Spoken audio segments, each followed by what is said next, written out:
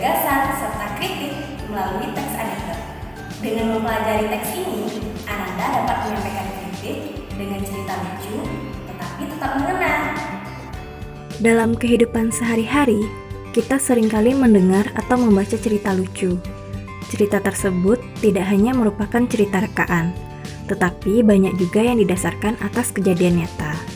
Ada cerita lucu yang dibuat untuk tujuan menghibur, tetapi ada juga yang digunakan untuk tujuan lainnya.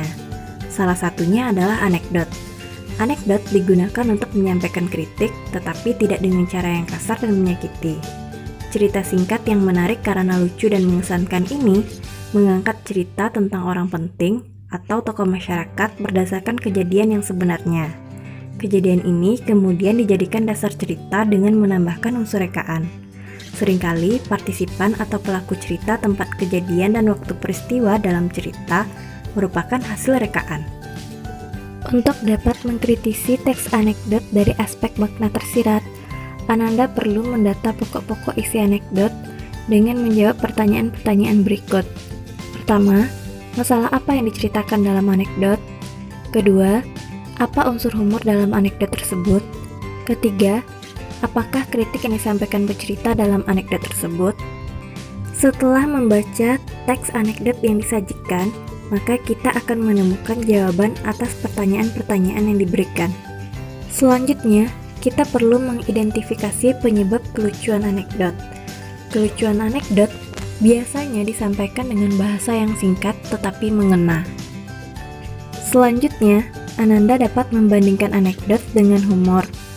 Ananda bisa membandingkan cerita sebelumnya dengan cerita berikut ini.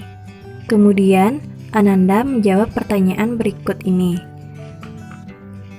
Maka, kita dapat membandingkan cerita anekdot dengan cerita humor dari aspek ide cerita, isi, fungsi komunikasi, dan makna tersirat. Kegiatan selanjutnya yaitu Ananda dapat menganalisis kritik yang disampaikan dalam anekdot. Kritik dalam anekdot seringkali disampaikan dalam bentuk sindiran, tidak disampaikan secara langsung.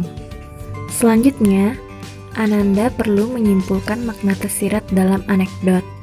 Contohnya, dalam teks anekdot, dosen yang juga menjadi pejabat.